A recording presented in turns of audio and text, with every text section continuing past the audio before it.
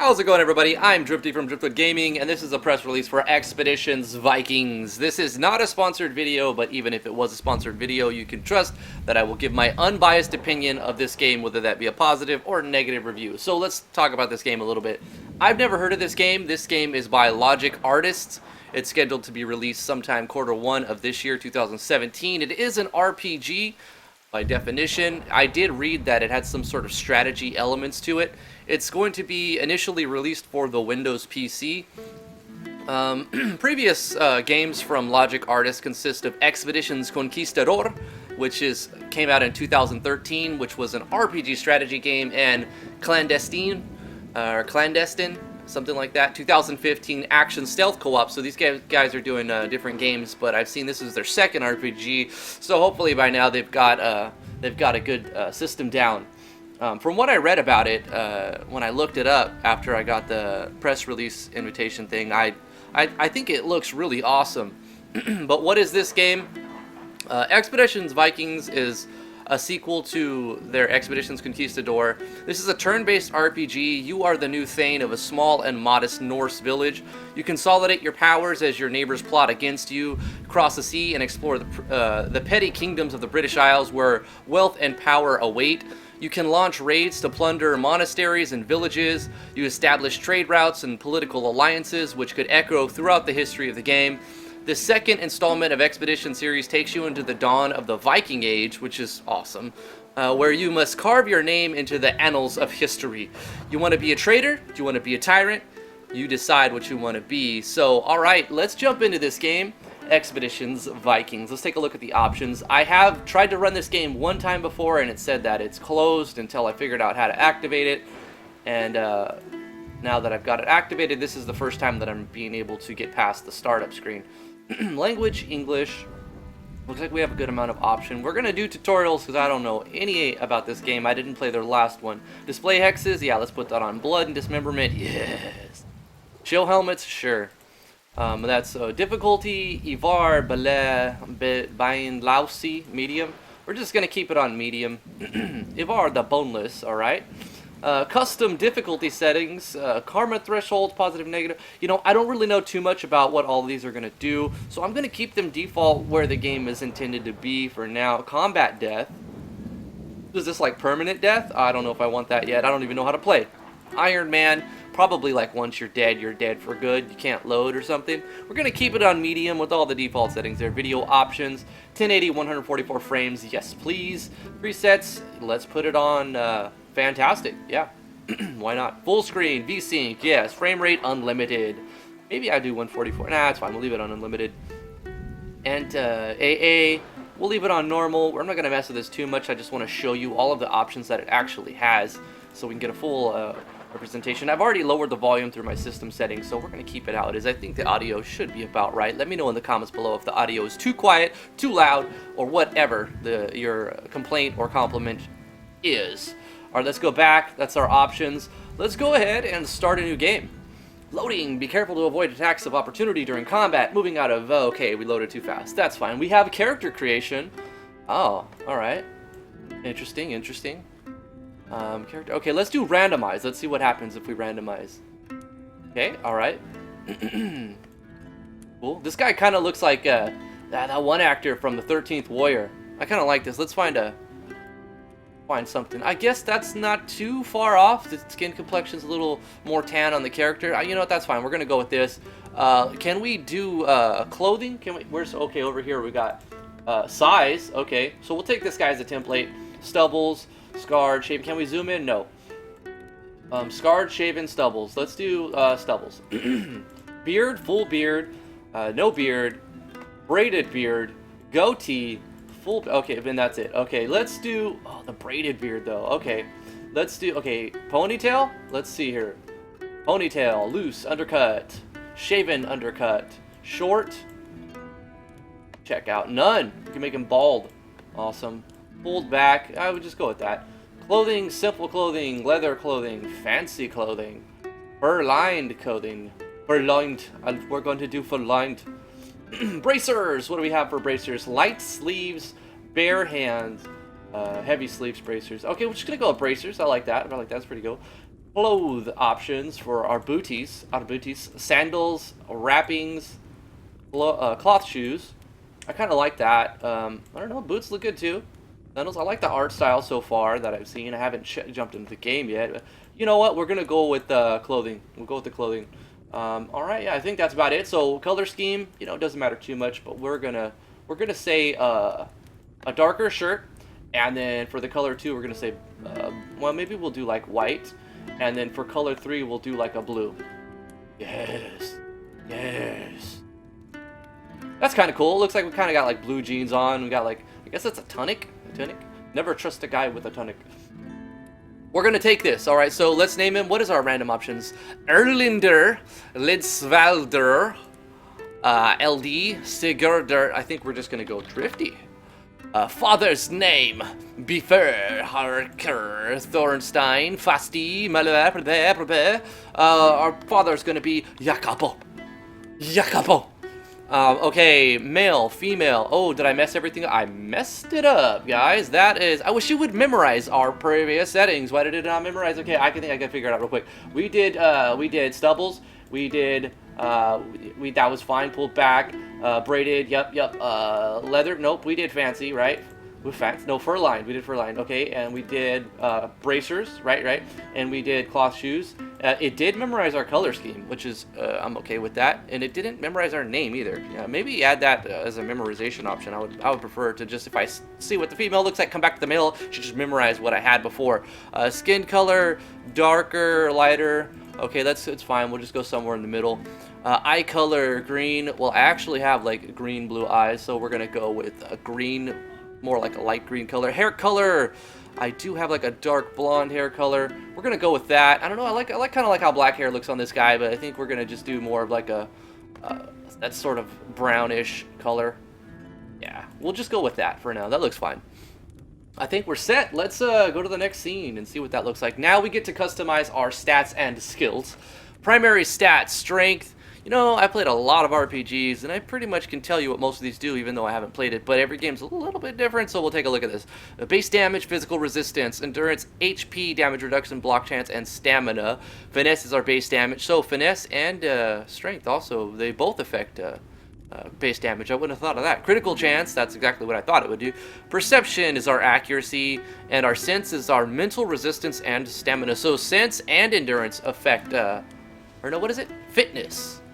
I don't know. What was sense is stamina. Something else affects stamina too. Was it strength? No, it's endurance, right?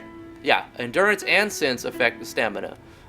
Fundamental to witches, scalds, and other characters. So this is like our magic, I guess. This is our secondary stats: damage resistance, physical, mental, stamina, critical chance. 1 out of 20. That's a rolling a 20 on a d20. Block chance 20%, accuracy 75%. It's kind of low, but you know, why not? All right, let's allocate. I think this guy is going to be, I think we'll go with, like, if I get an option. What is over here? Before I through my stats, let's look at skills here.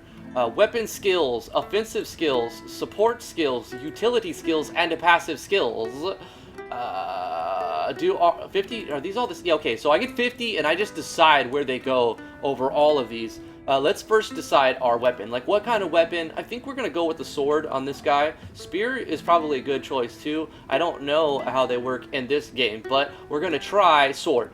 Okay, so let's upgrade sword. Upgrade costs 6 points. We're going to upgrade our sword. If we downgrade, do we get the 6 points back? I might lose points, but let's check. Oh, we get them back exactly. Okay, so if you make a mistake, you want to reorganize your skill points, you're allowed to do that in this setup, which is cool.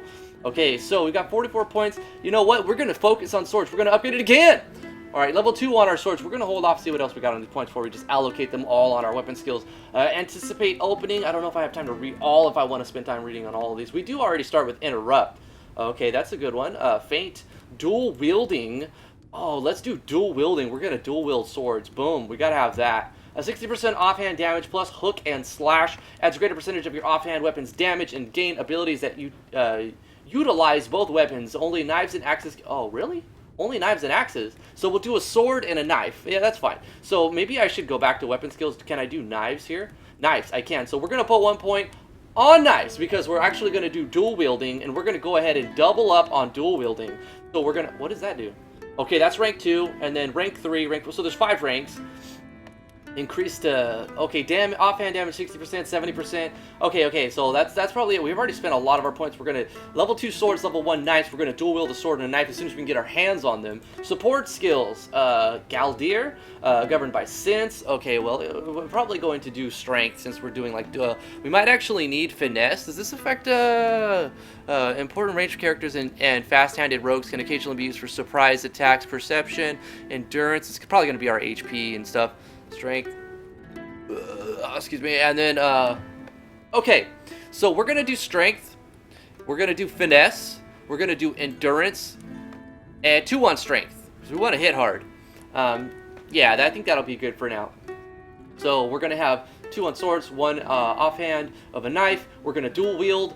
We are going to get some utility, maybe witchcraft, taunt, tactical moves. Free for all characters. Oh, we already have that. Okay, what does it do? Halves the user's moves, but allows them to move through traps and attacks of opportunity without triggering them. Okay, that's fine. Spot traps. That's more of a roguish. Protect, reduce damage reduction, or increases the damage reduction, reducing damage, and any adjacent friendly target to match the user's damage reduction.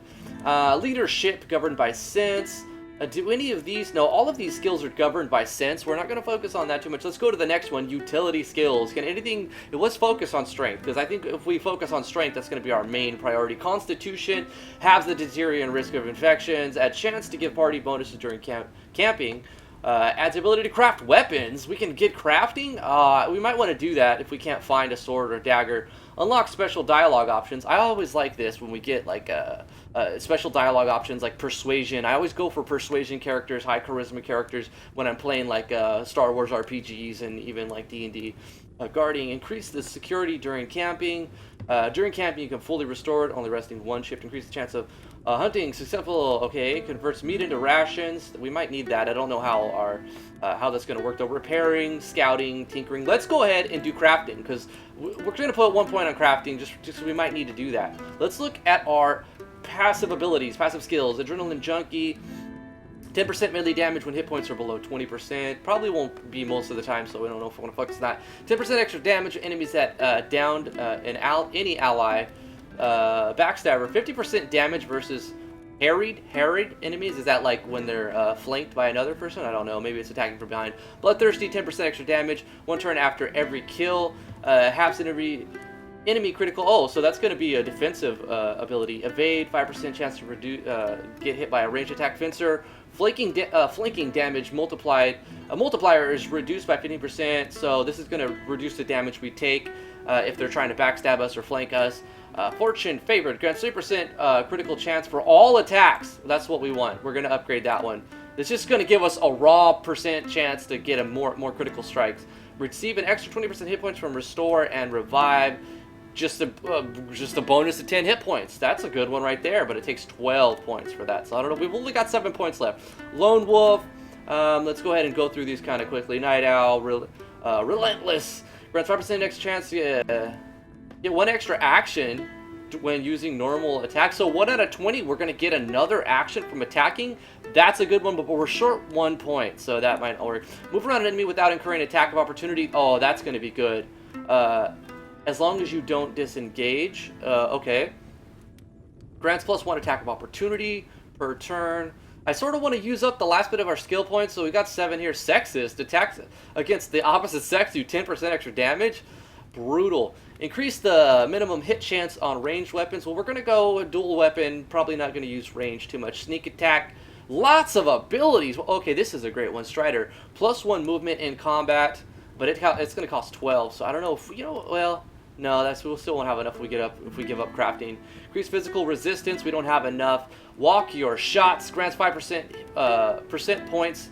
Grants 5% points. Okay. Hit chance for every shot on the same target up to a max accuracy. So it's just going to give you more accuracy for that. This is a good one to have because if we keep attacking the same target every time we hit it, it's going to increase our accuracy until it reaches its soft cap or hard cap. And this is going to be good so we could focus down targets quick. We're going to go with that. We got 1 point left. I don't think there's anything that costs 1 point. I'm not going to spend too much time looking for something that costs 1 point. So yeah, there's our character. Let's go ahead and click done. Finish creating a character. You haven't spent all your points. Are you sure you want to continue? In B, you can assign any left or skill points later. Yeah, let's just do that, because what if we level up, we might get more points. I don't know if there's even anything we can do with 1 skill point. Logic Artist presents. We got a little opening. Your father was a great warrior and a good husband, but he was not a strong chieftain to his clan. As he travels to join his brothers in the halls of Valhalla, you must take his place. Our clan is beset by petty squabbles. Some amongst our people would contest your claim to leadership, as they saw discord our neighbors plot against us. Gather your most trusted clansmen. Together you will face dangers which none can predict. You will be challenged on your leadership, your resolve, your wisdom. Build a ship and take your housecarls across the sea. Power and strength for our clan must be sought outside the Norse lands. If you show yourself to be bold, the gods will follow you into battle. Your legacy will live for 1,000 years beyond your time. Our clan must prevail. Brutal. That was pretty awesome. And I like the voice acting in it too. That she just kept escalating and escalating and escalating, and our clan must prevail. Alright, the moral of your herdmen: affect their physical something something. Okay, I will aid you. Bind the struggles of a bygone time as glimmering light. Is it waiting for me to click? No, it seems to be timed. Alright, so this is like a top-down CRPG. Okay, okay. It is the evening after your father's funeral. Feels bad, man. When you close your eyes, the image of his blazing ship shimmers in the dark behind your eyelids. It's not a common ritual this far south, but your mother Astridr, who hails from the land of the Geats, insisted on it. All the thanes of the neighboring clans have come to attend your feast in his honor. Your father may not have been the most successful thane, but as a warrior, he commanded the respect of many. The guests are filing into your father's, or your, longhouse. The thanes enter first, each trailing a modest group of warriors. Your mother leans in to whisper a few words of advice before she takes her seat. You should greet each of the thanes before the feast begins, but listen well to their words. Few of them would benefit from making this a smooth transition. It will be important to know where they stand. Alright, exploration, Rurik. Characters with golden nameplates have dialogue for you. Click on them to talk to them. Okay. And we've got, is this like we get a new quest? Take a seat next to your mother. So this is our quest objective, I suppose. And then optional. Okay. The icon over your chair is your quest marker. You can turn these off in the game settings for a more independent play experience. Gold quest markers indicate mandatory objectives, and then we could just pretty much assume that these are optional. Okay. The music is great. It's very, what is it? Celtic or Celtic? This is Skaki. This must be the most pathetic mead hall in Jutland. This is Hrodgerra. Man, I don't know how to pronounce these Celtic names. If you're going to insult our host, at least have the sense to whisper. I've heard Jacopo had neglected his clan for years, but this is just sad. Maybe his son will do a better job.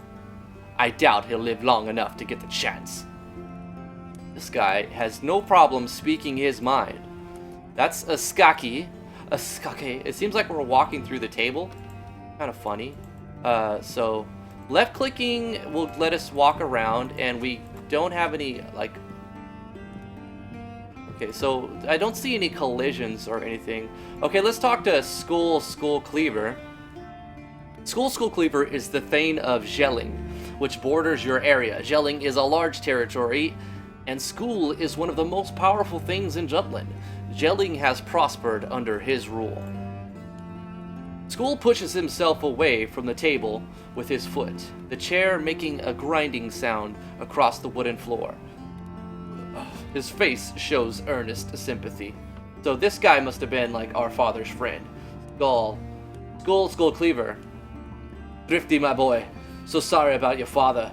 If there's anything the people of Dueling can do to aid you in these trying times, don't hesitate to ask. That's very kind of you, Thegn Skull. Of course, we must all stand together against the Frankish threat. I don't know why he's Scottish now, but he's going to be Scottish. Tell me, what are your plans for this place? How would you lead your clan? So look at all of these options we get. This is one of my favorite things. You know who does this well? Is it Black Isle Studios and Obsidian? They do the same thing, but this is not by them. This is different, but I love these kinds of CRPGs.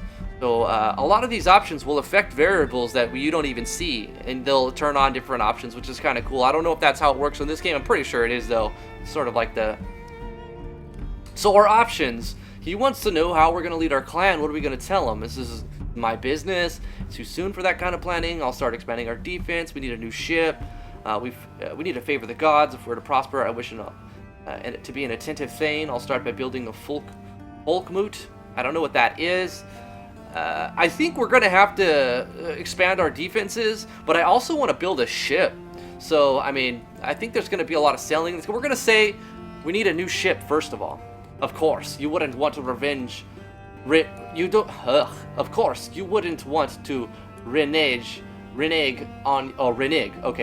your clan's duties to King Sigurdur.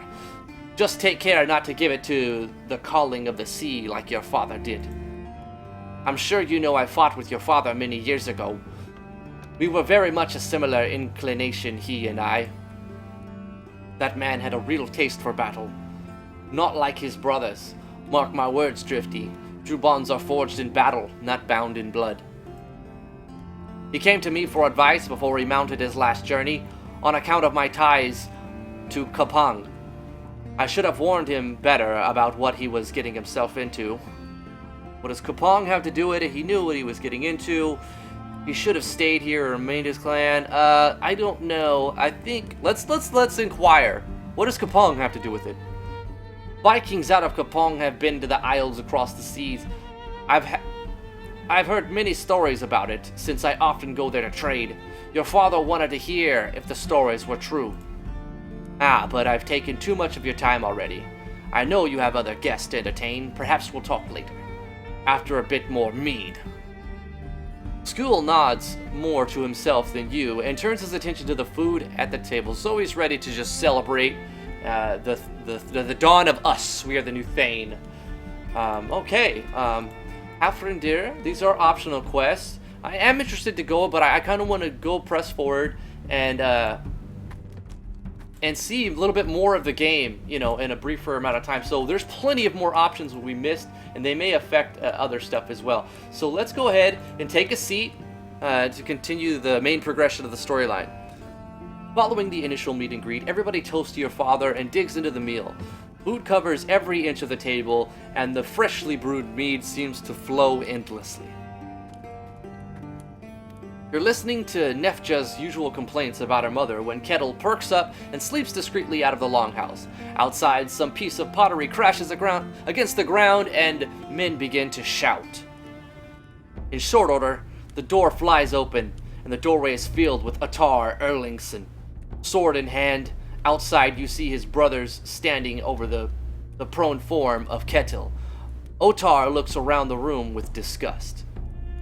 What a splendid feast for such shit Thegn. For such a shit Thegn. So this guy obviously doesn't like our house. He killed someone, probably, I guess from what I'm reading. Otar's gaze stops on you. He raises his sword to point at you accusingly. Drifty! Your family had its chance to earn our respect and you wasted it. Come outside and defend your honor, or we will burn this hall to the ground. Nefja jumps to her feet, already holding her knife, her voice seething with disgust. Attar, you miserable drunkard! How dare you attack our Thane's honor during his own feast! Your family will pay for this! Attar has turned his back on you and is already walking back outside. All the other guests turn their gaze to you in anticipation. Everybody's wondering what we're going to do to this insult. Your mother leans into you to whisper in your ear. You have to handle this. If the other Thanes think you're too weak to deal with such a blow against our family's honor. Obviously, he wants to insult us in the most vulnerable time. If we don't do anything, we're definitely going to have no respect of any of the Thanes, so we've got to settle this guy. Killing him would probably prove that you don't want to fuck with us. This will not stand. Nefejar are with me. Nefejar, stay here. I'll handle this. Nidigar. Okay, now look. If we accept Nefja's help, then we are going to probably win the fight easier. However, if we say, I'm going to handle this on my own, we will make the fight harder for ourselves, but we're probably going to get more respect for doing it ourselves. We're going to do number 2. We might lose. Let's just take the chance, though. I don't think they're going to kill us in the first fight.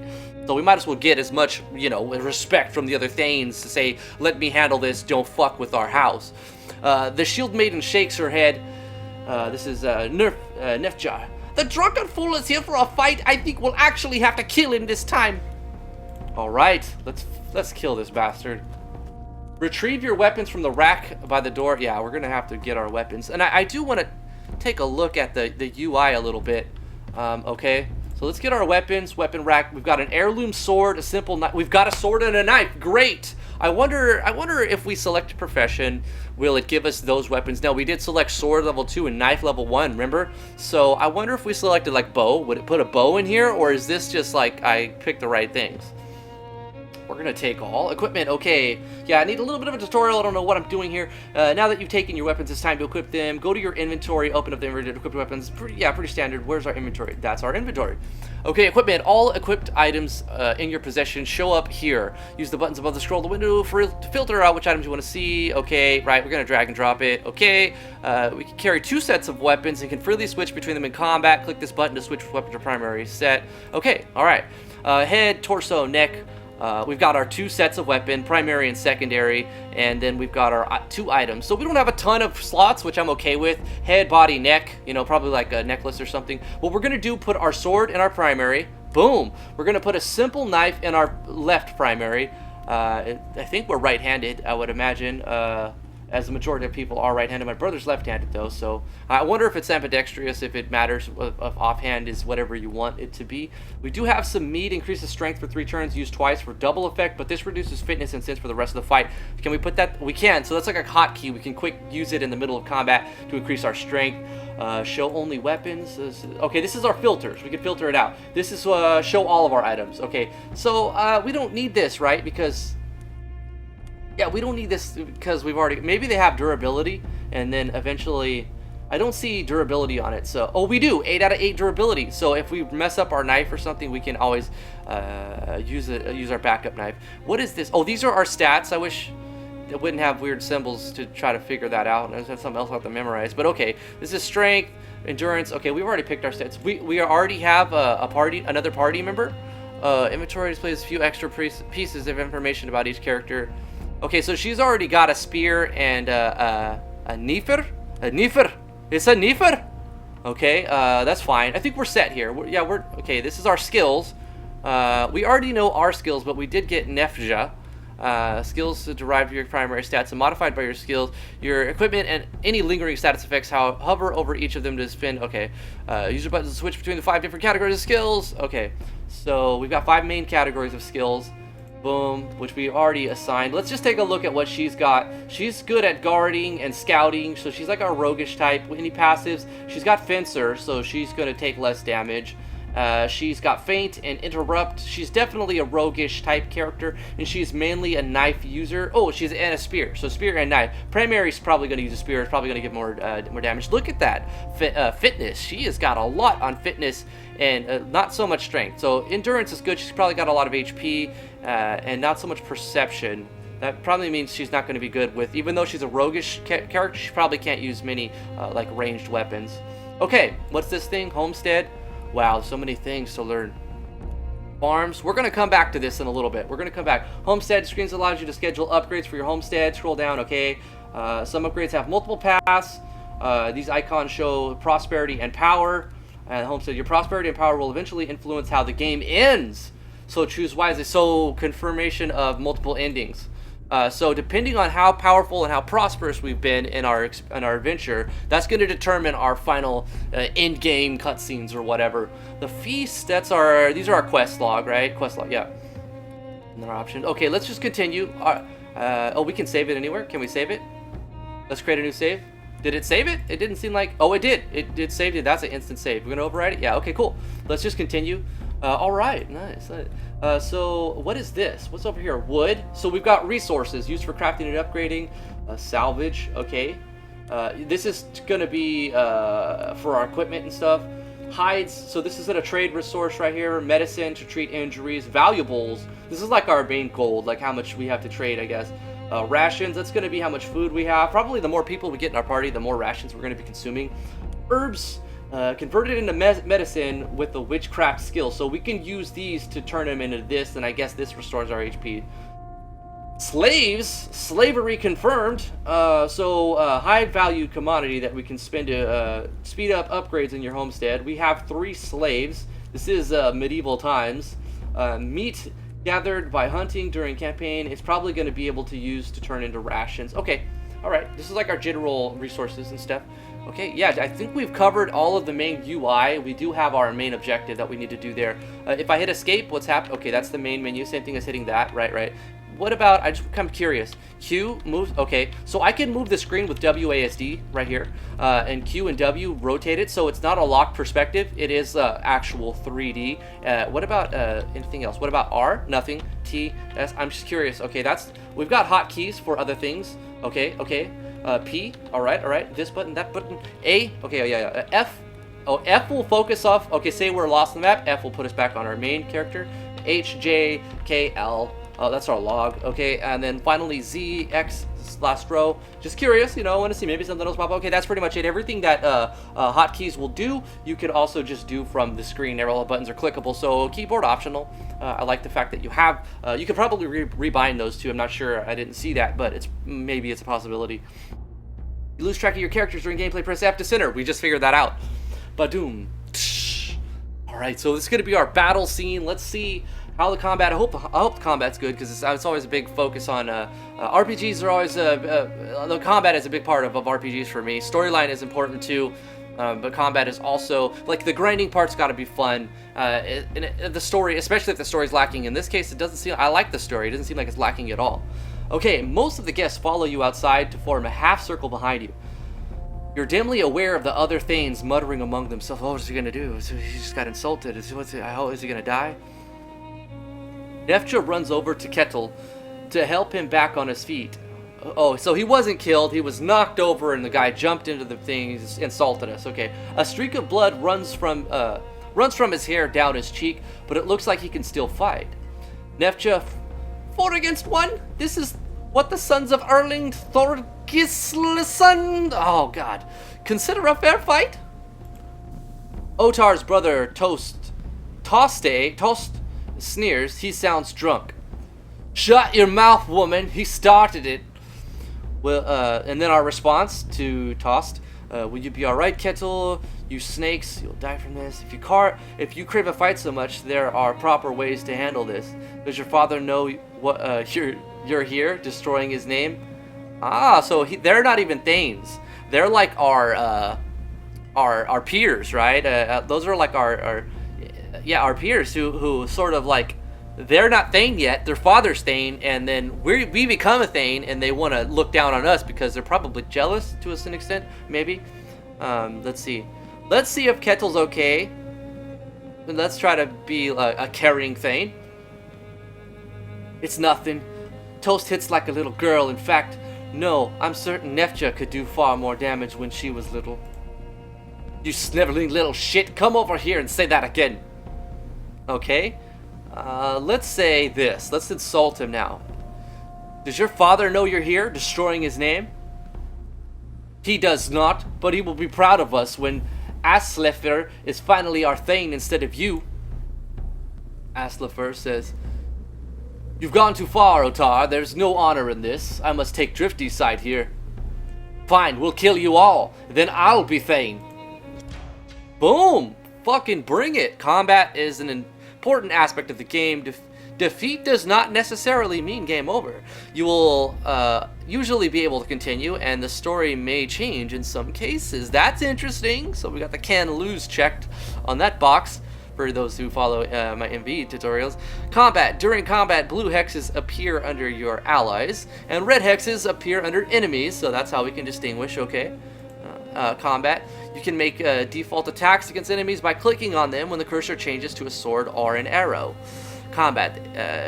In addition to normal attacks, remember you can use your character's abilities when the conditions for an ability is not met. They will be grayed out, hovering over the individual. Okay, cool. So here's our abilities. They've also seemed to be hotkeys. Excuse me. Okay, so I think this little HP bar is showing me that this is the character who is highlighted. Thrifty Jakaposen. I like it. So we are two-handed. This guy seems to be already damaged. Or no, wait, is that like estimating how much damage he's probably going to take from our attacks? Let's see here. We've got tactical move. Halves the moves. We could reach him already, so we don't need that. Ready. Automatically attack the first enemy of the energy. Oh, so this is like regarding. Hook and slash. Use the offhand weapon to pull away the opponent's shield and immediately make an unblockable attack. So I think we'll do that next round. So let's go up to him and slash his face. Yeah. So the little orange beam shows the approximation of how much damage we're going to be doing. So actions and movement around each character's feet is their action ring. That's basically how far they can move, right? Green and red rings means they can move within the green area and still attack, or spend your attack actions to do the yellow area. Okay. Yellow and red ring means you can attack from where you stand, or convert your attack and extra movement up to the edge of the yellow area. Yellow ring with a gray inner ring means you have no attack action left, but you can still move. Okay. And then grayed out means you can't attack or move. So it looks like I can still move. I've got some movement left, but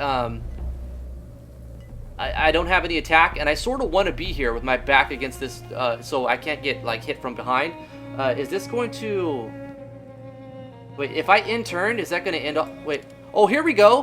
I'm glad I didn't in-turn. It'd probably make all of them do nothing. So we just select on the next character. And I guess the red and the yellow, these two dots, the yellow means we've got some movement, and then, so one of them is movement and the other one is like attack. So all these other characters can attack and still move. Ordering and info. During combat, characters can be ordered around in any order. Nice! You can move a ranged character a few hex towards them, reshoot, and then move back again. Okay. Ordering info, basic information about your hiremen, or herdmen, and the enemies can be seen by hovering over them. Okay, right. Okay, cool. So this is basically spear. So let's move up and attack. Oh, the spear can attack from 2 tiles. That's great. That's good to know. So we're going to actually go to the next one. This is a sword and shield. This guy. Let's try to take this guy out. I think we'll... Oh, he's got a ranged attack. Let's just shoot him from here. Blam! Can we kill him? We killed him. Excellent. Okay, incapacitation. An enemy has just fallen. This will likely happen often, both to you and your enemies. When herdmen get incapacitated, they can be revived during combat or left down until the end of combat. Incapacitated herdmen will automatically get back on their feet after combat. So, because it's not permanent. How do you kill them then? If an enemy is killed, the red hex at their feet will disappear, whereas incapacitated characters will writhe in pain on the ground. Wait, okay, how do we kill him?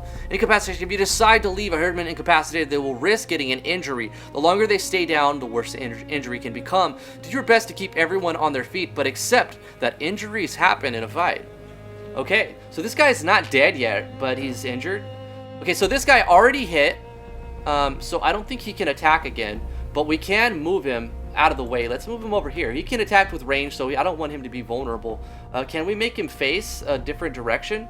Does he just change facing automatically? I don't know. This guy's just gonna go, let's see, we probably want to move him here and him here. So we're gonna move him this way and attack from this angle. Oh, we've got more to fight. Okay, there's another guy there. Okay, so I think, what is this? Torch? Throwable. Illuminates its immediate surrounding, making it easier to hit. Can we throw a torch? Right here? We can. Boom. So everything in that range is gonna be easier to hit. Status effects. Any status effects applied to a character will show above the hit points bar. Status effects can last anywhere from a few rounds to several in-game hours. Wow, some are even permanent. Fatigued is one of the more punishing status effects and will last as long as the character is still tired. Resting during the campaign will get rid of it for the duration of the character's stamina, so make sure everybody gets the rest. Okay, so we don't want our characters to get fatigued. Did he get fatigued? I don't think so. He just did 2 things. To get more information about status effects, you can click on the info button. Okay, I think we're done, right? That's going to be everybody's action. No. We can actually move him forward. Or maybe we don't want to do that. Let's move him right here. We can't attack anymore. And let's move him right here. And let's move this guy probably right here. And I think we're done. Everybody's kind of where I want them to be in turn. Oh, I did not even see this guy. Okay, so he's gonna shoot my archer. These three were spotted. I don't know what that means. Maybe it's a status effect. Okay, in the top left, we do have a sort of like a description of what's happening in the combat, round by round or turn by turn. So our main guy is getting shot at. He's getting hit. I wonder what the blue means. Is that like something different? So I don't know what spotted means, but it's some status effect. Okay, so here's what we're gonna do. We're gonna have this guy, our main guy, attack this fool. We're gonna jump to this guy. Actually, I want to see if our spear person can attack right here. Yep. So since having a friendly character in the way of something that can shoot from is not going to affect it. At least I don't think it will. It went right through and hit this guy, so it seems to be working like I would hope it would work. And I sort of want to move this guy over here because this archer is going to be a problem. So we need to get up on that archer cover. A character has just entered cover. Cover means comes in either high or low cover, which is visualized by shields hovering next to the character. Okay, oh, I see. Look, these little icons show that we're going to get cover. So it's probably going to be harder for this archer to shoot this character because I've got half cover right there, or low cover, right? And then high cover is like from here would have been high cover. So knowing about that, it would have been better to go right here, I think, to get high cover. That's fine. That's fine. When it applies, cover blocks attacks completely. There's no partial cover. You're either in cover or you're not. Cover protects you against range attacks from the direction of the space which they cover. Okay, so if I was right here and I got attacked from this direction, it's going to block it completely. But if the character moves over here, I'm not in cover and it won't block. I think I get how it works. That's pretty interesting, and I like that mechanic. So is this guy in cover? No, he's not. So let's go to our archer and let's see if we have a chance. No, we don't really have we got a 0% chance to hit him. So let's go ahead and what if we, let's see, like that. What if we go here like that and then shoot at him? We have a 55% chance to shoot him. Let's take it. I'm going to take it. We got it. We landed it. Sweet. Okay, so we're done with that guy. Let's go back to this person. And let's just take a swing at this guy. We probably have oh, we got a critical. We have a better chance to hit him, I think, because he's spotted, right? We put a status effect on him, so, or he's illuminated rather. So I think everybody's taken their turn. Some people have movement left, but I think that's pretty much it for what I can do this turn. Okay, so let's go ahead and end turn. Oh wait, what is this? Toggle non-lethal attacks. Characters will no longer land critical attacks. Why would I want that? I don't know. Or maybe if you're in a fight where you don't want to kill him, you just want to incapacitate him, you turn off critical so you don't accidentally kill him. I think it's story related for that. But right now, I'm gonna just massacre these fools try to come at me like that, insult me on the celebration of me becoming a new Thegn. So we got a problem here. Drifty is taking a lot of damage. It appears they're not even going after anybody. They're just straight up going after Drifty. They want to kill me because they want to be the new Thegn, or they want somebody else to be Thegn. They don't want me to be in charge, basically. So we have to put these guys in their place. So what we're going to do is we're going to take this guy, and we are going to spear this dude in the face. Got him. Okay, and that's good. We're going to leave him there. Let's take our archer dude and move to this direction. We are in cover from that direction, but it won't matter. We are going to get a 60% chance to take him out. We landed it. Archer's taken care of. We don't have to worry about Drifty getting shot by the archer. Now what we need to do is, let's see, take this guy and soften him up a bit. Soften him up. Bam! Landed it. Nice job, nice job. Now what we're going to do is we're going to take Drifty. Can we stand on this spot? I think we can. Let's try it out. Boom. Yes. Illuminated. Now we've got, is this a 100% chance to hit? He's illuminated. We got a 9% chance to crit. Let's see if we can finish this fight. Let's kill him. Hopefully we do. It might have been a smart idea to run away. So in case I missed, I don't get killed. We did it. I love this. This is awesome. This is a great combat system. It's very, very tactics-y. Looking at our victory results, it shows utility items. The torch was used, so it says -1. Maybe there's a durability, and every time you use it, Kettle took injuries. So maybe he already had injuries from the beginning of the fight. I think he did. If not, he probably got hit by an archer or something. So we got one guy with injuries. But everybody else seems to be fine. Okay, combat results. Whenever you finish combat, you will see this screen which has a few vital pieces of information. Next, we shows if we get new injuries, we can wait. What's that? If we can say, you will need to be treated next time you make a camp. Okay, and then here you'll see items still equipped by your guys. If you used any items during combat, it will be shown here as well.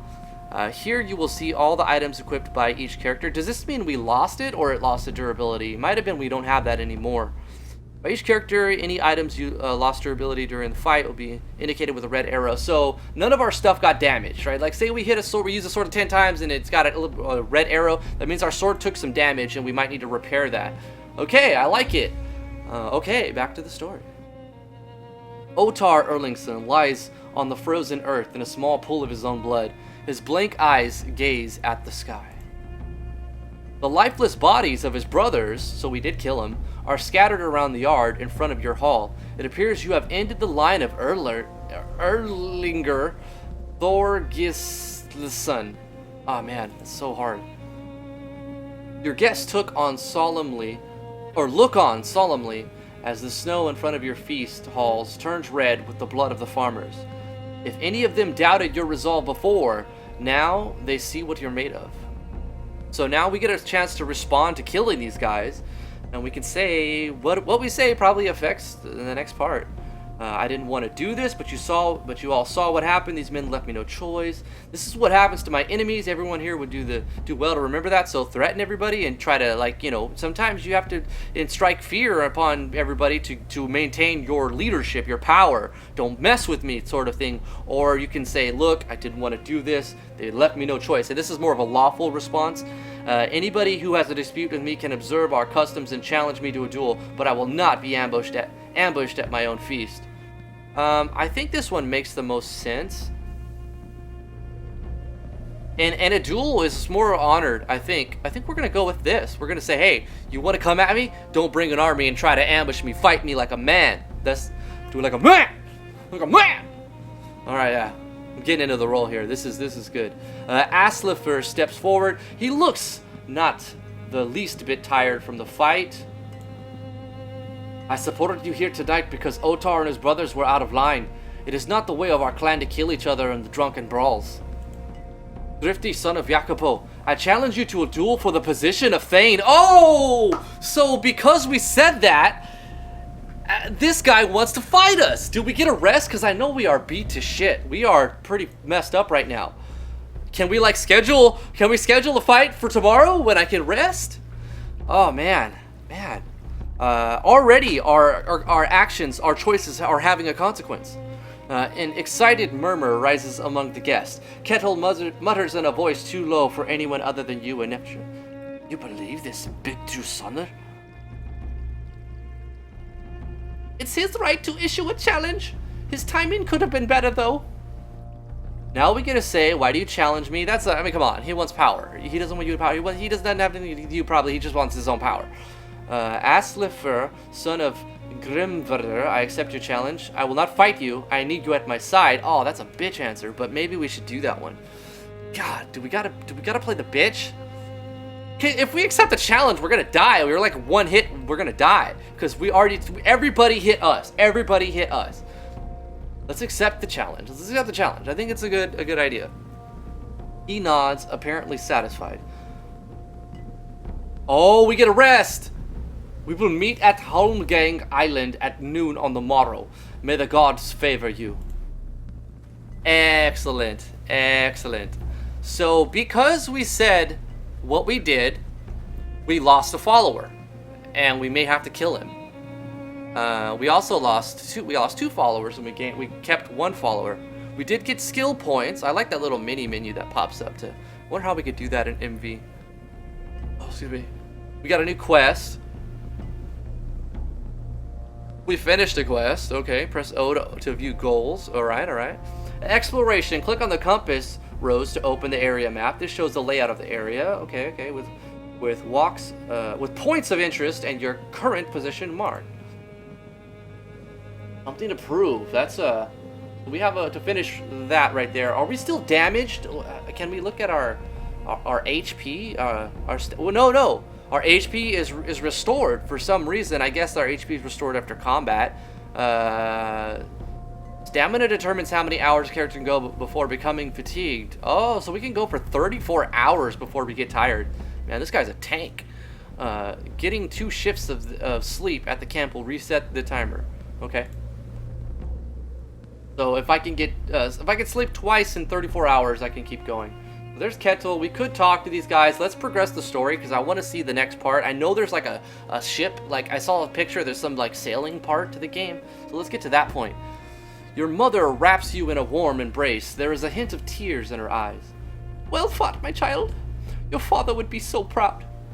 The clan is at war with itself. Father was really such a poor thing, or was father really such a poor thing?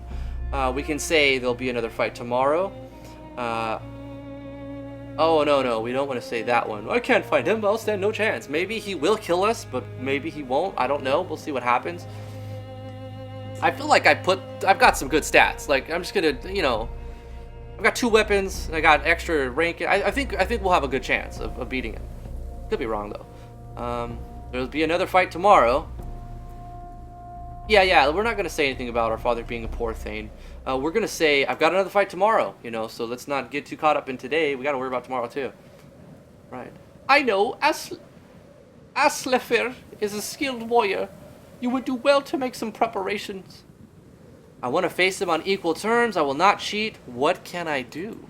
So this is about staying in power, guys. Game of Thrones. Everything isn't always a fair fight. It may not seem like it right now, but most of your clan... this Astra. It may not seem like it right now, but most of our clan remains loyal to us. If nothing else, then because they prefer you as Thegn over Aslefir. Go to Hulda in the bog and ask for her help. She is old and wise. And she has many ways to waken a man. Hey, well, let's see what we can do. I'll take more than an old hag's brew to defeat him. Poison, I want to beat him, not kill him. I don't like to deal with that witch.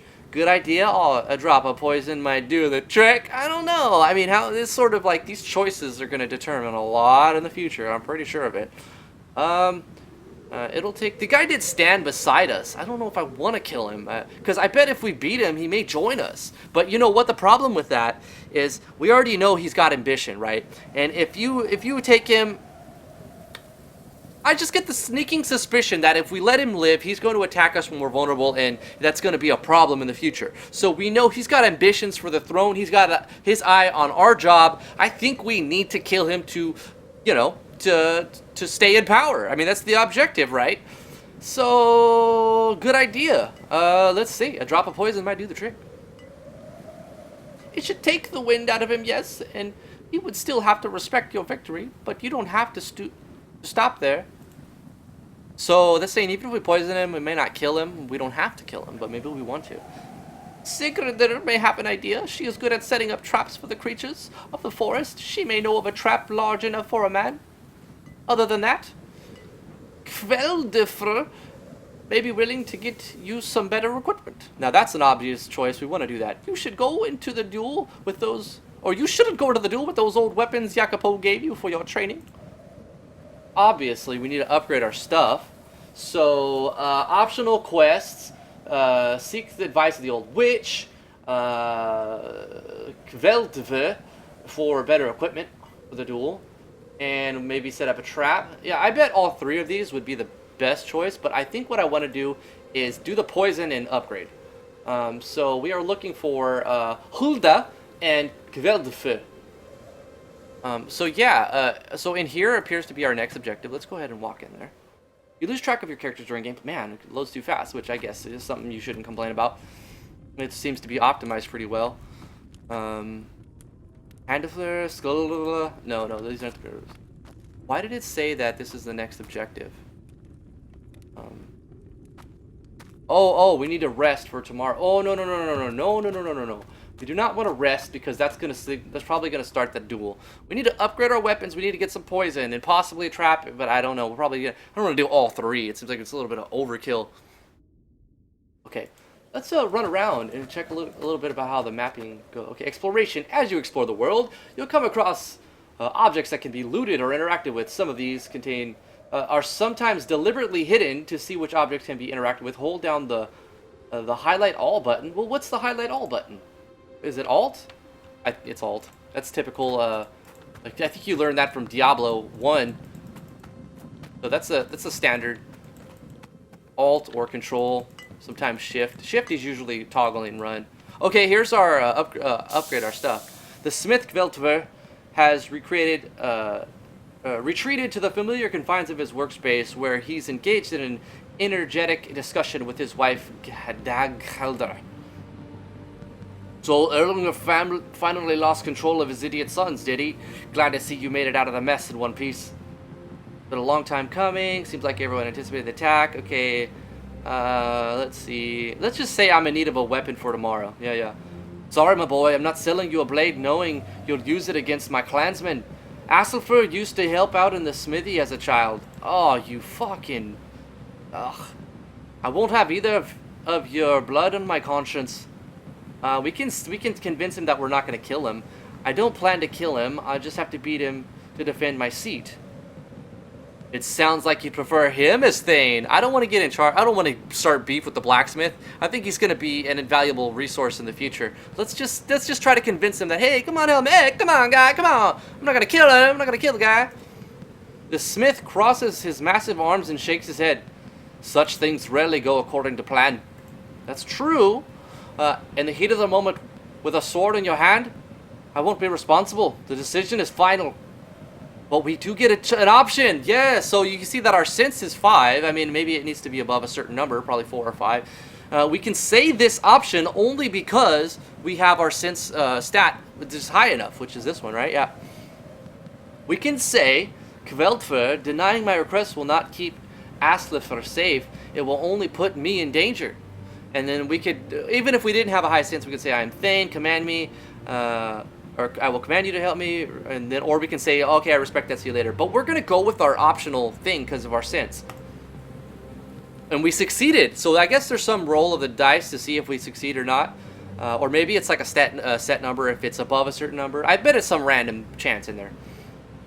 You calmly lay out your new view of the situation, explaining how refusing to help you is an implicit help to Aslifer, and how the imbalance in your equipment is more likely to get you killed than to protect Aslifer.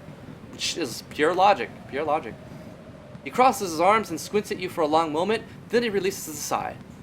He does have a poor head for tactics, but it will not give you steel. But I will not give you steel to swing against him. However, I can help you stay safe. Here, let me get you a good sturdy set of quilted armor. It'll serve you better than that shirt you're wearing. So he's going to give us armor, not weapons. I'll take it. I'll take it. So the smith disappears at the back of his shop and reemerges with a thick quilted shirt in his hands. He presents it to you with a solemn nod. This is the best I can do to aid you. If the fight goes well, you can keep it. Thank you, Kveldver. Aye. Eki at Daka. Just be careful out there. I'm sure that means something in some language, maybe Celtic, I don't know. With that, Kveldver seems to decide he's done enough smithing for today and starts a nightly ritual of meticulously putting his tools back in their place. So he's done for the night. He's like, alright, I'm done. Let's move on. So, okay, let's go to our equipment. Let's put on that armor. It's not that, no, it's this one. Okay. Let's look at our armors. We've got Kveldver's cured armor. It's got 26, melee resistance, 10 damage reduction? Oh, and ranged reduction. But it also reduces our movement by 1, and we don't have anything on, so it's guaranteed to be better than nothing. Yeah, so we're gonna take that -1 movement penalty to get some damage reduction. We're gonna need that. Okay, so let's go ahead and try to find that hag of a witch and get some poison. Because as much as this guy seems like a cool, legit guy, he also wants our throne, as probably many do. So I think it'd be, you know, if we're trying to secure our throne, we're going to have to kill him. Not that I want to kill him. He seems like a cool character. But, yeah, we have to kill him.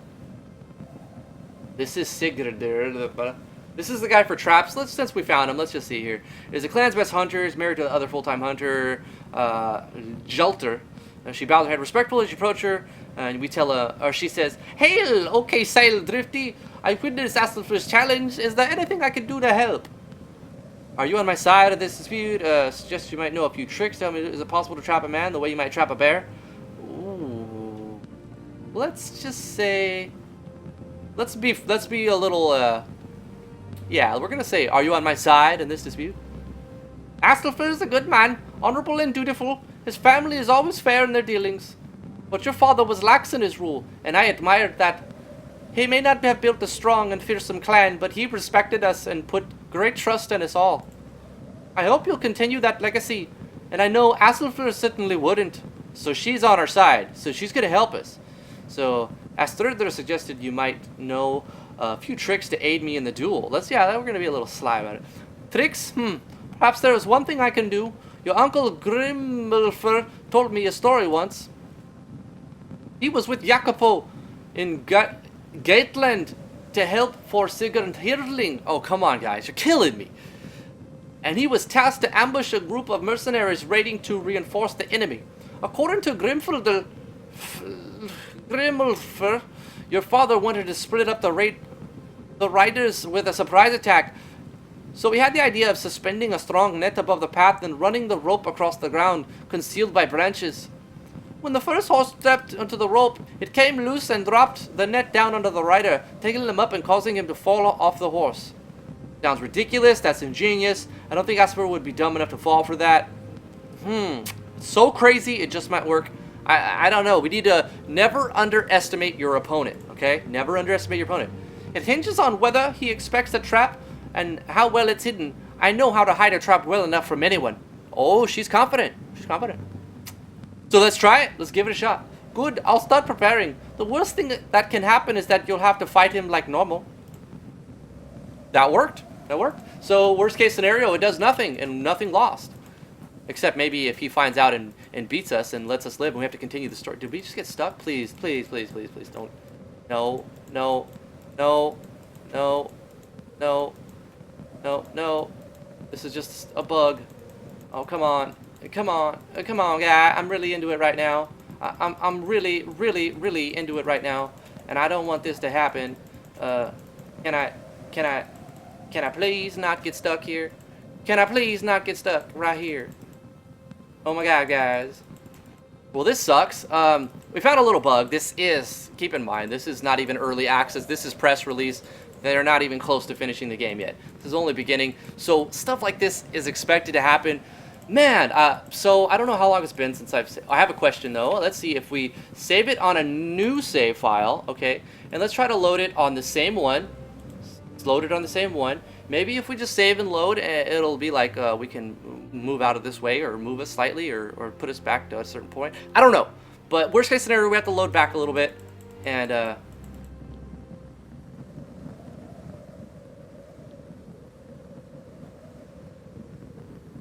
seems like I'm able to move anything at all. Yeah.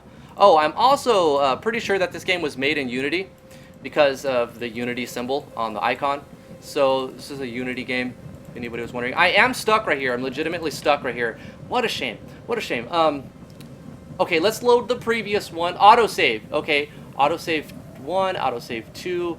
Let's do the autosave. Yeah, we're going to confirm that load and see how far back we are on this autosave. Hopefully it's not too far back. I'm going to rush through. We won't have to read all the dialogue because I've already read it.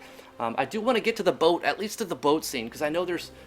Okay, so we're going to go back to the blacksmith, and I'm going to rush through it really quickly. Don't you worry. Don't you worry.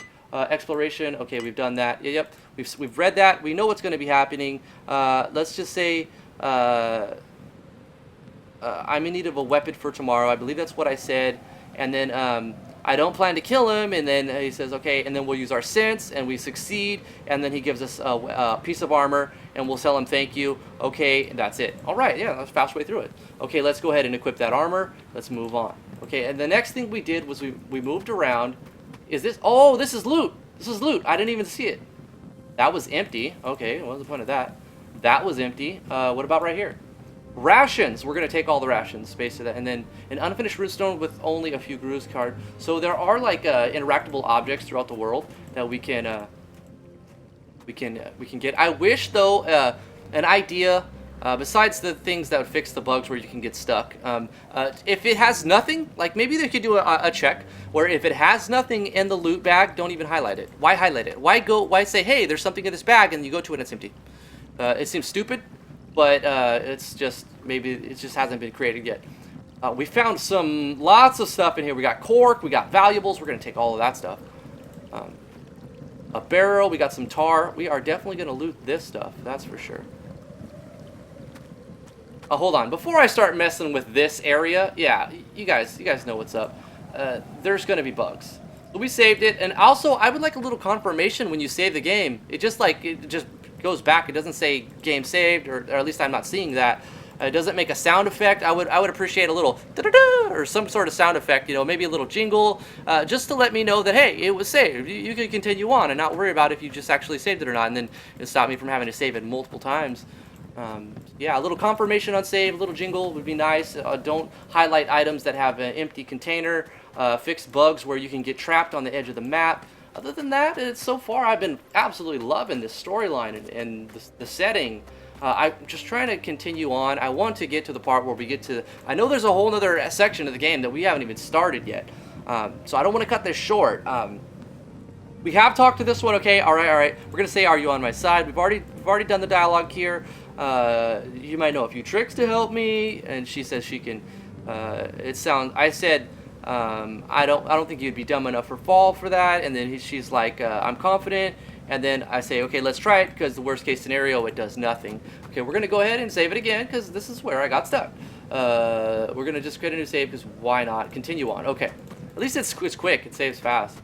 So we got stuck on that side, and there's like a blocky thing here. And we're gonna continue on. Also, the full screen doesn't lock the mouse. If I have two monitors, if I go over here, it goes to the next one. And so I had to move left, I have to lightly there. So maybe that might be an option already. So I'm not sure, locking the mouse on the screen, but it's kind of a pain in the ass to go. I can use WASD, so hey, no problem there. That's fine. I'll just use WASD. That makes it way better, actually. Okay, so there's one more thing. The poison lady. We have to find that witch. Who's got... Wait, there's another thing here. We're going to run around and loot stuff and take every advantage we can. So we're going to find that witch and try to get some poison to maybe tip our weapon with poison. We got some bovine here, some cows. I don't know if it's up... We got a big map, which is kind of cool. I like this. We have lots to explore. I don't know where the witch is at, but we're going to keep running around. At least we run pretty fast. And besides the few areas that you get stuck, exploration seems to be pretty fun to do. Worrying about game breaking, getting stuck somewhere is a pain in the ass. So saving often, especially in a you know, if they release a beta, no matter what game, if you're just save often, because you have to expect stuff like that to happen. I mean, it's not done yet. That's why they send it out to people to test play it. So I don't think we can go down there. And hopefully this video is viewed by the company, Logic Artists.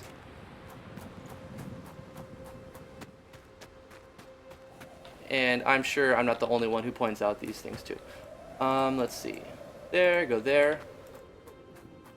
Now where is that witch? We have to find that witch and get some... Wait, what is this red for? Oh, it's because it's behind a tree. Okay. It's like the hidden, it's in the background version. It would be cool if we could like chop down trees and stuff. Can we chop down trees? Is there any like, I don't think so. Okay. Maybe later that'll happen. Or maybe we're just missing a skill that's required. Okay, this might be the right area. This looks like something's going on over here. Some interactable stuff. Let's see what this giant boulder says. Your grandfather erected this stone. The runes read, I can't say that. Made this monumental in the memory of Svankrivit. Oh, okay. Some names that I can't pronounce. Ida still keeps the candles burning on Alvadar's grave a decade after disease took him.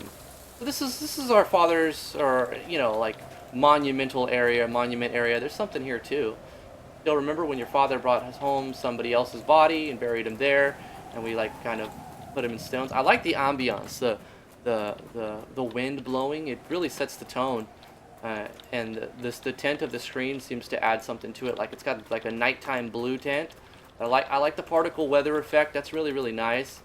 I actually do enjoy top-down perspective like this. It reminds me of like old school games like Fallout and Baldur's Gate, and you know, those. I think Bethesda's done some of those. Obsidian is probably the best that I've seen. Okay, so I've run around a little bit now. I honestly can't find the witch. Is there a way I can open up a map? I can't. Derp to derp. Okay, there's our map. Campaign map.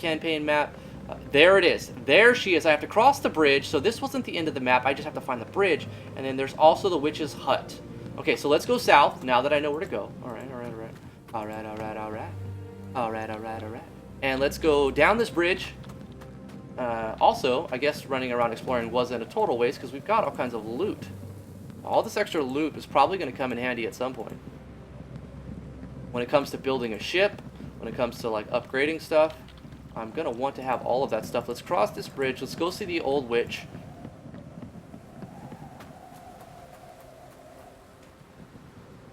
Yeah, I don't think we can go. Oh, here we go.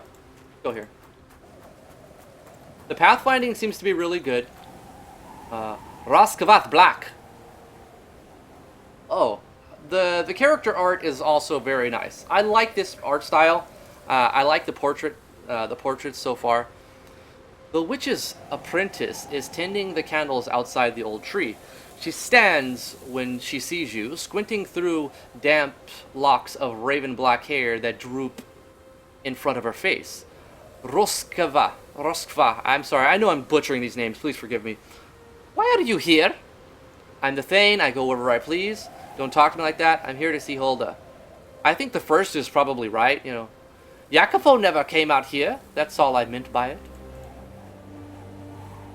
The girl fidgets with the candle in her hand, picking at the wax with a long nail. She's not having a good day. She and I have that in common, then. I kind of like that. An uncertain smile crosses her lips. How's that? I'm fighting this dude tomorrow. She seems like half the clan wants me dead. Never mind. Yeah, we're fighting tomorrow. I say, hey, this is what's up. Her eyebrows jump over ever so slightly, but just her voice remains monotone. I can read. Roskva. Oh, wow. You'll be wanting some sort of poison, then. Good guess. That's between the witch and I. Yes. Come with me. I guess she has a monotone voice. Not very animated. Right. Apparently we had to have talked to this apprentice before going into the witch's hut. We've got visitors, Hulda. It's Thrifty. Come out and say hello. Alright, so she appears. Before we continue, let's do a quick save because I think it's a good idea just in case because bugs happen. Alright. Can I please highlight? Okay, there we go. The old witch emerges from her burrow, supported by her brooding apprentice. Her knees shake with each slow step, and she wears an expression of deep concern. She stops a few yards outside the hut and blinks at you confused. What are you doing home so soon? Did you decide not to go? Haven't gone anywhere. What are you talking about? I need your help with something. What are you talking about? She takes an unsteady step forward. I made an offering to Thor when you left. And that same night he struck the big willow with a thunderbolt. He brought you back safely, just as he showed me that he would. This is Drifty, the son of Jacopo and Astrider. Do you remember him? The old witch blinks again, and she looks Roskva for a long moment, and as though searching for something in the girl's eyes. Then she shakes her head, annoyed. Excuse me. Of course I remember. Don't give me that look like I wouldn't remember. Her attention turns back at you, but her voice is an impatient bark now. Why are you here? Perhaps I should go. No. Can you make a poison for me? She holds up a hand, one long, dirty, frayed nail pointed straight at you. I told you that you would need the mixture, but you wouldn't take it. Roskova's tone is cautious. Hulda? Venom sizzles beneath the old witch's Venom sizzles beneath the old witch's curt admonishment. Quiet, girl!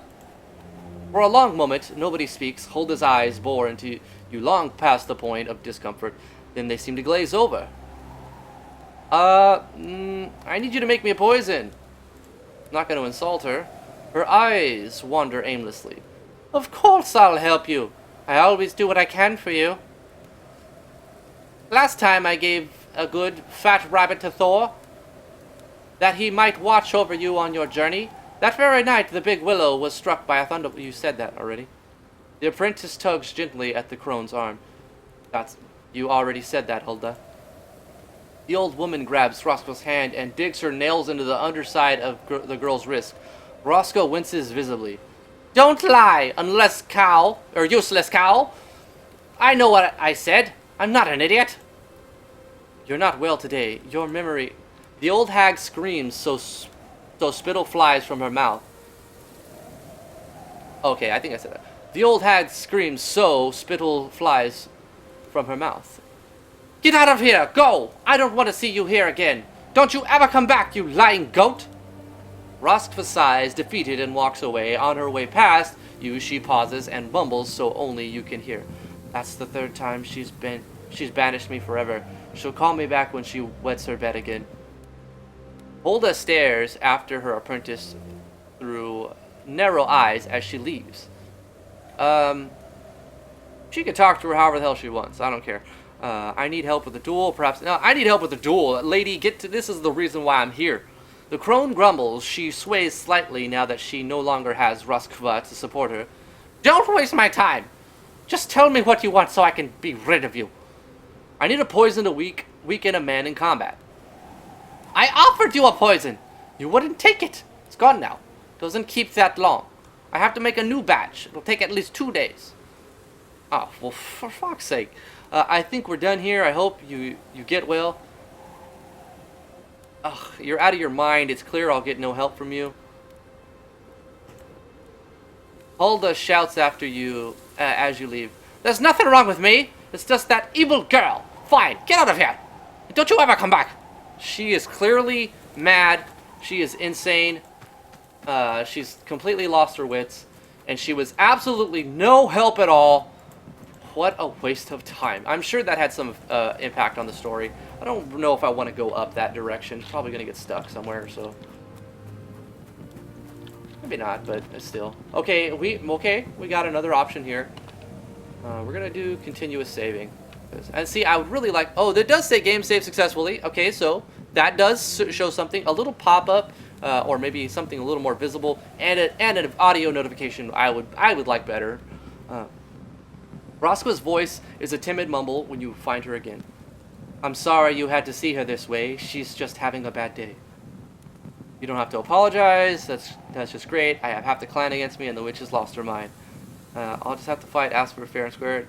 To hell with her now. The day is. To hell with now how her day has been. I need a poison. Yeah, I think we need to stress this, and maybe this girl can make it for us. Calm down. I think I have something that will aid you. She sticks an arm deep into her knapsack and pulls out a small jar. It's a powder. If he ingests this in the morning, he'll barely be able to stand at noon. Thank you. It's a bit too much. Only need a small... No, that's fine. We'll take that. How will I get him to eat it? I'll bring him a concoction. You're gonna actually... I love you, Roskavath Black. I'll bring him a concoction and tell him it'll make him stronger and ensure the gods will favor him tomorrow. But I don't know if this guy would even take that advantage. I don't know if he would. Won't that make him seek revenge on you? Thank you. I'll find a way to return this favor. Very well. Good luck. Let's just... Yeah, let's not bring up bad news. Let's just say I'll try to repay you. I know you will. Alright. She could be playing me, though, and actually give him something that makes him stronger. So who knows where that woman's loyalties lie. I think that's it for this part. Let's jump into the main story. Let's save the game, take a rest, and get on with this duel. Hopefully we get to the part where there's like some sailing aspect. That looked really cool, and I want to get to that before we conclude the first impressions on it. Let's go ahead and quick save right here. Yep. And continue. Okay, let's continue. Something to prove. Yeah. And in the feast and get some rest for tomorrow's duel. Yes. Sustaining injury does not put headmen out of action, but they will incur penalties in and out of combat. Loading. The next day at noon. So I knew it. It was going to go straight to the combat. Straight to the combat. You come to the prosaically named Holmgang Island of the following day, rowing one of the clan's small boats in the company of Nefja and Kettle. Sigurdur and Jatr greet you there, having come out in advance to set the stakes that define the arena. The huntress points to a small patch of branches on the ground. I've fastened the rope over there. The log is well concealed among the branches overhead, but try to keep Aslofr's attention on you when he comes. If he comes. Perhaps he thought better of it and decided to stay home. I don't think he will. I think he's gonna show. Nefja nudges Kettle between the ribs. Or perhaps Thor will happen to drop Mjolnirs from the sky and coincidentally crush Aslofr's boat on the way here. I think that's like a hammer, a Mjolnir. That's familiar to me. I think it's a hammer or something. Or it's a cannon or something. I don't know.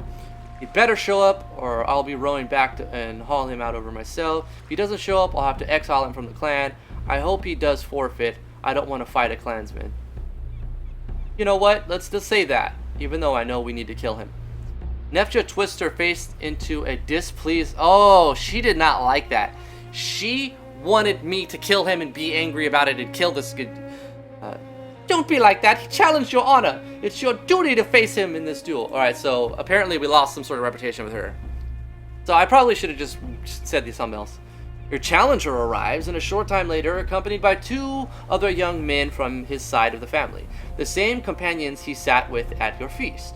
So, you know, it's customary to bring... You need witnesses to a duel. You need sirs, you need witnesses to the duel in medieval times. Alright, so before we continue, a quick little new save here.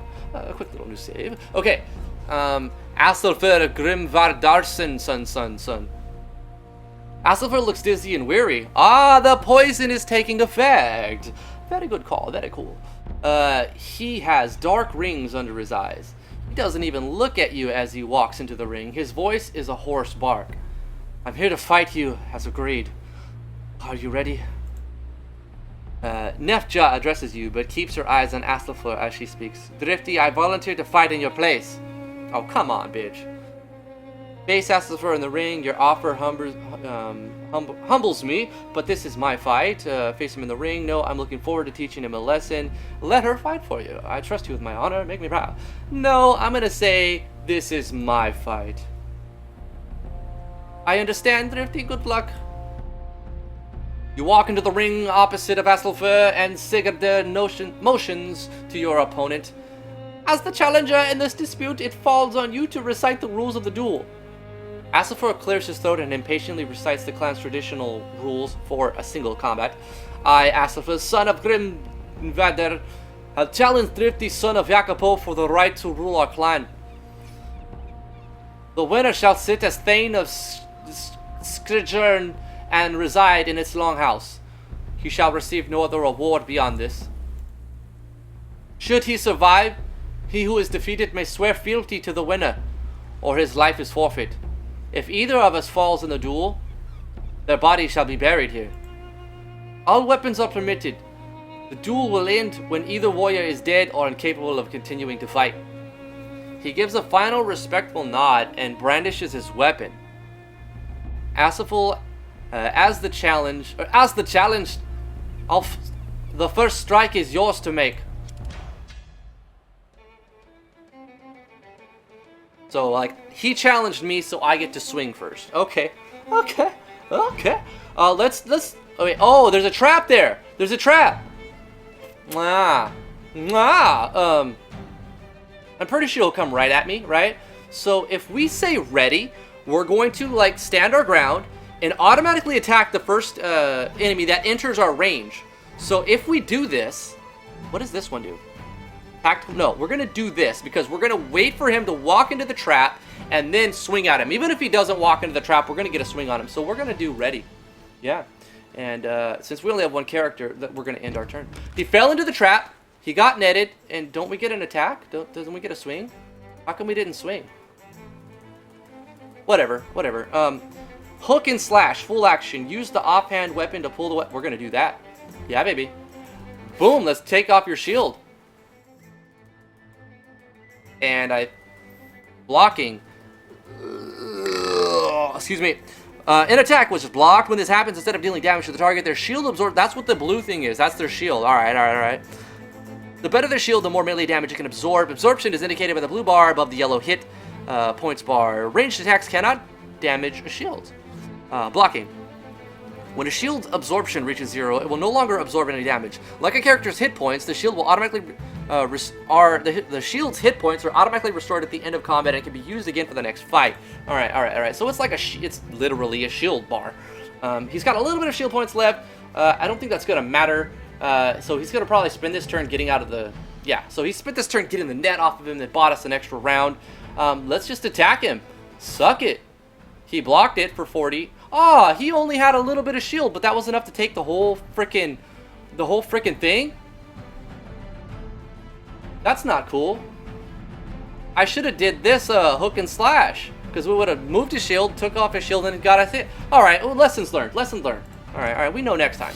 He doesn't have any shield, so it won't matter this time. We'll probably just attack and do regular damage, because if we hook and shield, it's going to do less damage, I think. Yeah, we're just going to attack him. I think we've already got a good advantage. He's probably got a lot less attack power and probably less defense and everything, because look, Roska's poisoned. He's poisoned, right? So that's doing something. I don't know what it's doing, but it's doing something to make him weaker.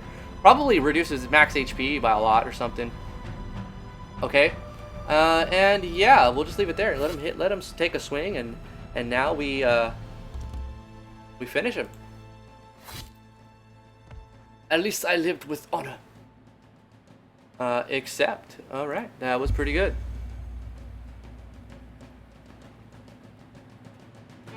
You've been keeping your skills sharp, even with your fathers around to train you.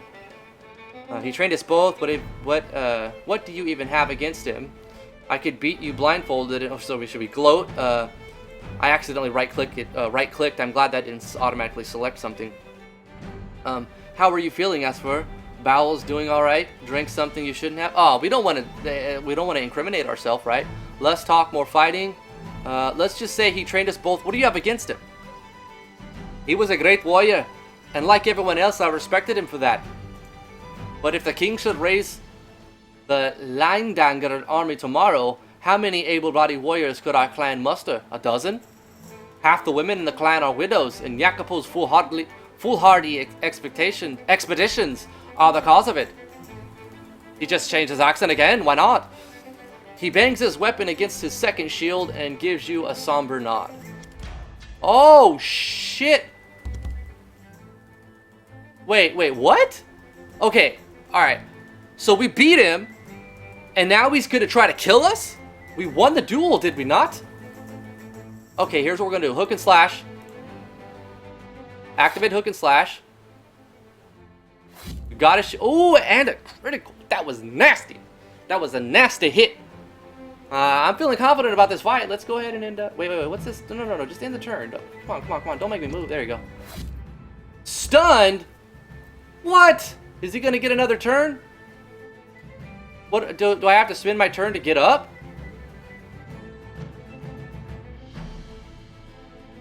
What? I can't make any action. I can't do shit. That's not fair. That's not fair at all. Poisoned or not, that's not fair. I think we're gonna win because I can see that he's doing less damage than we are. He has no shield, so we're not gonna hook and slash. We're not gonna ready. We're just gonna straight attack his ass. Blam! One more hit, and I think we're good unless he can just keep stunning us. I think we're good. I like how my guy just like, yeah, what now? He's got this little gloaty thing to him. We could move, but I just say let's get this over with. Activated stun. He stunned us. We're done. We don't have a turn. Let him get another attack on us.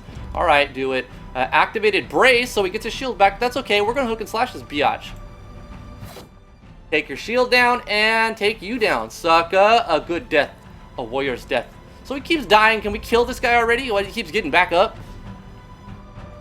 Asselfro's second shield crumbles off the grip. Dismayed, he heads back to the boat to fetch his last shield. Oh! That's how it works. You don't just lose once, you have to lose 3 times. Okay, I get it. Asselfr, okay. You're nearly as good as Jacopo. If you should win this, I hope you'll be better Thegn. I hope to serve with you as my Huskarl. I guess that's like a subordinate. If I were to be the worst Thegn I could possibly be, I would still be better than you. Oh. You won't live long enough to find out. Just hold onto your shield and let's finish this. Let's just finish this. Astlefo releases a deep sigh, raises his shield once more and nods. Alright, okay, let's WASD. Alright. So he's kinda guarding. He's just gonna straight up guard right there. His movement is I can't see his movement really well. I don't know, but what I want to do is sort of go right here, and then can I like face that direction? Does it? Okay, well I guess whatever. We're just gonna ready. Or no, wait, we can use this mead. Increases strength for 3 turns. We're gonna do that. Invigorated. Okay, and we're gonna wait. We're gonna see what he does. He's gonna come up and bring it. He used all of his movement, so he didn't have enough to attack us. He did get cover from that direction, but as far as I understand, the cover on that side doesn't affect me if I'm attacking him from this side. So we're gonna hook and shield. Boom! I love that ability. I think that's because we're dual wielding. That's something we got from dual wielding, I'm pretty sure. Alright, so that's our turn. And he goes, and we're still doing a lot more damage than he is. He's got no more shield left, so we're gonna just slash him and do more damage than a hook and shield probably. And yeah, that's our turn. Go ahead and try to bring it. And he didn't do brace, so he's got no shield. We're going to take him out. Take him out. I've earned my place among the Einhanjar. We did use our strength bonus. I did notice it. We got him down quick. So do we get the option to kill him? Can we kill this guy? Your challenger struggles to get back on his feet, but as he leaves his weapon on the mud, in the end, he settles for just sitting on his knees before you. His head hung in signal of defeat. You got Roskva to poison me, didn't you? This disease was all your doing. He shakes his head weakly. And the trick with the net, how could I have missed that rope? I've never seen such a trap used in a fight. I don't appreciate such trickery, but I can't deny their effectiveness. Though I would prefer to bow to a man who could defeat me fairly, I'm at your mercy. If you'll accept my surrender, I pledge myself to your service. He can join me, and I accept him. He's exiled. You will not have him in his clan for this, but or we can execute him. I will not spare you. You deserve death. Now, if we execute him, I'm sure this is going to play a big factor in the future. We are going to kill him because I know he's got eyes on the throne, and if he gets his chance, he'll probably kill us to take the throne. So we need to eliminate all of this stuff. Game of Thrones, baby. For a brief moment, Astelger's expression is pure shock. Then he clenches his jaw, frowns deeply, and straightens his back proudly. Then so be it. Make it quick. And then you kill him. Finish it. Oh, even the animations.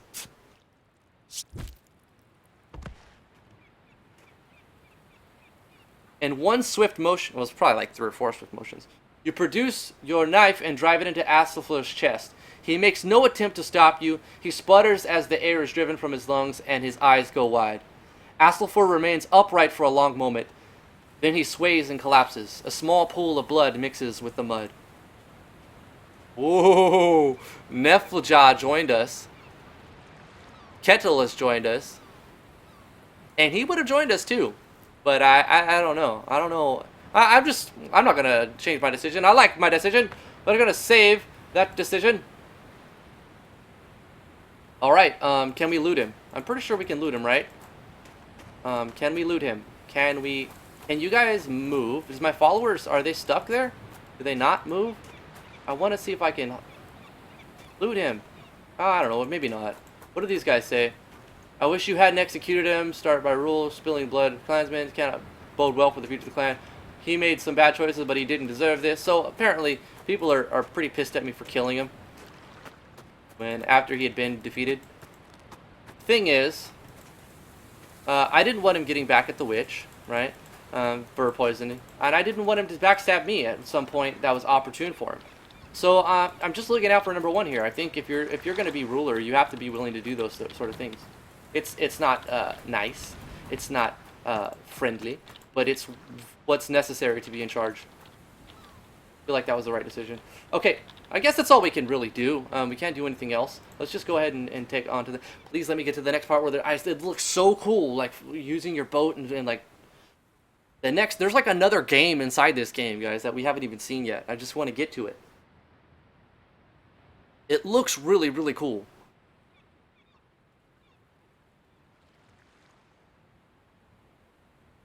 The moral of your husband affects something. The short boat ride back is as uneventful as the trip out. A home gang's island is clearly visible from the shores of Skjern. Your voice is you return victorious. Nefja secures her shield on her back. I'm glad that's done with. What's next? We should go and talk to Erlinger Thorgils. That's the hardest name to say. We must ensure that there are no more attacks from his family. In due time, or we'll head there immediately. In due time, exploration. When you're ready to leave the area, click on the area map button to find the nearest campaign map transition. The icon denotes a campaign map transition. Go here to leave the area and enter the campaign map. Okay, I think that's what I was talking about. Travel to Erlinger Thorgilsson. Wow. Did it have to be that long?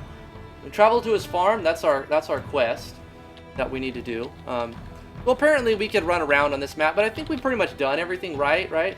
So maybe I should have just said go there immediately. I just wanted to see if there was any other options to do on the map. We don't have any like... Wait, let's go to map. We don't have any like blue quest markers, right? So let's just go ahead and do this next part. Let's go and finish the next part of the quest.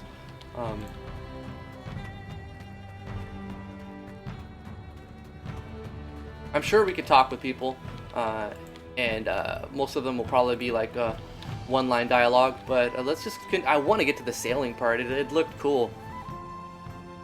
Oh, here we go. What is this? Legend, the blue is the player. Okay, the green is a campsite, and then that's a town, that's a village. So this is a farm, alright? And this is... I'm glad it also pops up when you highlight it. Plains, that's occupied, that's our homestead. Oh no, that's Arlington. This is our homestead. We have just a small village. And this is medium food, bad shelter, high security. Plains, campsite. Your homestead. We can enter that area. We can move around. How do we sail the ocean? This is the campaign map where you should be traveling between known locations. The new locations are marked in the lower left corner as shown above. Campaign map. Tooltips for locations provided within a name, as well as how long it will take to get there. Longer journeys may require you to make camp on the way to stave off fatigue and starvation. Hovering over campsite reveals security, shelter, and abundance of food at the campsite. Each will have their own different benefits. The most convenient campsites are often occupied, and you'll need to capture them to camp there. Choose carefully. Okay. Campaign map. To start a new journey, enter the either click on a location to plot a path, and press space to start and pause your movement, okay? Or simply double click a location to start moving. Okay, got it. I got it. We're supposed to go here. We going to this campsite's out of the way. We don't need to do that. Let's just go here then. And then we hit space bar or we double click it, travel. Your herd will automatically chart the fastest path to your chosen destination. Roads are heavily favored, as following them is 50% faster than other terrain types. Random events can happen. I like that. Anywhere when you travel, but they're slightly more likely to happen when you're following the road. They're more likely to happen when you're... Oh, yeah. I think it would be like if you're out in the wilderness. I don't know. That seems opposite the way I would think, but whatever. Maybe, bandits will flock to the road, so it makes sense, I guess. Travel. These icons appear along the path to show you when certain things will happen. Sunset, sunrise, and when a Herdmen will become fatigued. You can hover over them to see what they mean. And the tooltip for each fatigue icon will tell you which character or characters it concerns. More travel information. Should anyone become fatigued or begin to starve, it will be displayed here. This window also shows the average morale of your herdmen. Keep an eye on it to gauge when you need to make camp. Right, you don't want to let your guys starve. Okay, so let's go ahead and click it. That would be 2 clicks. So select herdmen. Who should go with you? Can I select them both? Oh yeah, I can. 2 selected out of a maximum of 5. So you both are coming with me. I guess this is the reputation with me. That's their class. So they're both healthy. They're indifferent. They don't know if they're like super loyal or I think that's their loyalty or whatever. But okay, let's just continue on. Sustaining injuries did not put herdmen out of action. We already read that before. The loading screens are cool too because you get tips and you get awesome looking backgrounds. Okay, so jumping in here, you stop your horses on the outskirts of Erlington Thorntonlison's homestead. Smoke rises lazily from the roof of the largest building. Thralls are going about their business in the field. So far, it looks like nobody has noticed your arrival. Kettle takes a deep breath. Here we are. I do hope this pans out better than I expect. Neff just surveys the scene with a thoughtful expression. There are more thralls here than I remembered. They're poorly armed, but they'll defend their master if it comes to that. A surprise attack would give us a strong advantage. We might circle around to the back and set fires to the house. So we're here to kill him? Is that what? Not sure. Sounds like a plan, but I would hate to bring such a death to Erlinger. He may be a bitter old bastard, but he deserves a chance to die with honor. We'll let him know we're here. He gets a chance to defend himself. Smoke him out right into our ambush. I like it. I don't want to kill any of these people. Let's see if there's another way out. I feel like we're gonna need to take this place over, right? And we don't want anybody we don't want to lose. We want to take every advantage we can. So we're gonna have to do this as the smart way, right? Guerrilla warfare, right? We're trying to dominate, right? We're not trying to, I don't know. I'm sure it's gonna have some impact on the end where like your honor's less than it, you know, if you would do like fair fights and stuff. It is a rotten way to kill him. But I doubt we could expect better treatment from him if our roles were reversed. Exactly, see? They would do it too. They would try to kill us. They didn't, when that guy showed up to kill us, he wasn't like, hey, come outside, I want to fight you one-on-one. No, he straight up knocked down Kettle and insulted us and it told me to come out there and had 4 guys to kill me. You know, so that's they got what they deserved as far as I'm concerned. I'm going to take a look quickly at the map. So we do have a fog of war. A cloud of war. Fog of war. I'm gonna do some quick exploration. The map doesn't seem to be too large, which I'm okay with. Now I do. Oh, hold up. I don't know what's happening right there, but let's just do a save just in case. Okay, what's going on here? Okay, wait. Supposed to? That's the farmhouse. This is where we're supposed to go. It said something about sneaking around, right? No, why don't we just walk up then? An old man stands in front of his farmhouse. You know him, but not well. His family has always stuck to the outskirts. Never happy to call your father their Thegn. So these guys did not like us. In his youth, he built this house by himself. Oh. Now he is gray of hair, and his skin is lined with wrinkles. Yet he still stands proud as the patriarch of his homestead. Patriarch. Oh, okay, so it kind of just jumped down, but it's got a lot. An old man stands in front of his farmhouse. You know him, but not well. His family is... wait. That was already read. This is a continuation. He begins to speak and immediately breaks into a fit of deep, throaty coughs. When he recovers, his voice quivers with emotion. You've killed my sons and ended my line. There's no one here beside myself, my daughter, and my wives of my sons. Leave. Just leave us to our grief. So, okay, so I get it. This is the guy whose sons came after us, and we had to lay the smacketh downeth. Your sons violated the peace of our funeral. You may have been drunk, but you turned them against us and riled them up. You and your family are traitors of the clan. I have come to kill you. The woman will be exiled. Whether they raised a blade against us or not, everyone here is a traitor to the clan. No member of your family will leave this place. I cannot suffer your presence after this. You are hereby exiled from the clan. Leave by dawn of tomorrow. Fitness, medium. Attempt to kill Erlinger with a surprise attack starting the fight. So because our fitness score is high enough, we can get the jump on him. But it says medium. Does that mean like there's a chance it won't work? Is that like a medium dude? Let's try it. Fitness succeeded.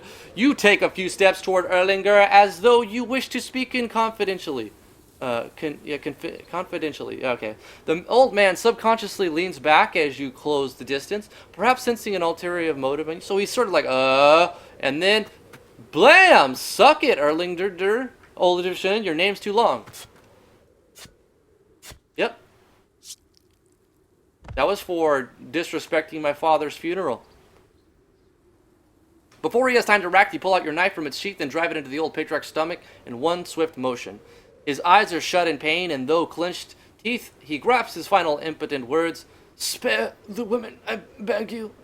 You retrieve your blade from his intestines, graphic, and he collapses on the frozen ground with a long, pained groan. For a moment, everything is absolute silence. Then, chaos. Oh, come on, I thought we were going to spare them. I mean, we could have added them to the slaves. This game is great. Oh god, oh shit. Okay, an hour 45. That's gonna do it for this first impressions. You know what? This game is awesome. You guys should check it out. It is by Logic Artists. Yeah, absolutely loved it. It was so much fun. We didn't get to the fishing part, I'm sure. Let me know in the comments below if you want me to do another episode of this. I'd be perfectly fine with doing another hour of this, getting into it. There is apparently 11 main scenarios. I think we've only done one, or maybe this is the second one. I don't know. Maybe it's the first one. There's 11, and there's 17 side missions in this. So I don't know how much, how far we've dug down. I'm sure the rabbit hole goes much deeper. This is just a demo. It's just a press release demo. There's a lot more that this game has to offer, and I would be interested in doing another episode. This is going to take a long time to upload and for YouTube to process, and I want to get it out today. So I'm going to cut the episode off here at an hour 46, but thank you guys so much for watching. If you enjoyed this first impressions video, please give this video a thumbs up, your like, favorite, share, and subscribe to the channel if you're new here. I do lots of first impressions videos, mostly RPG Maker stuff, but not everything. Sometimes I do other off stuff when I get press release stuff, or if I just find a game that I like and I want to play it, I'll just do a video on it because I feel like it, and that's what's cool about this channel. I can do whatever I want because it's a general gaming channel. Now, most of my content is RPG Maker stuff, and you can expect those videos every day, if not almost every day. Yeah, you guys are awesome. Thank you so much for all your support you've given me, and thank you to Logic Artist and your RP team, your PR team rather, for sending me the chance to do this press release thing. Thank you very much. I really appreciate that, and I am interested in any RPGs you have to send me in the future, and any other company who would be interested. I would like to do that. So thank you very much for the offer. Yeah. Thank you guys so much for watching. We're going to let you go now. We'll see you guys in the next video. I hope you enjoyed it.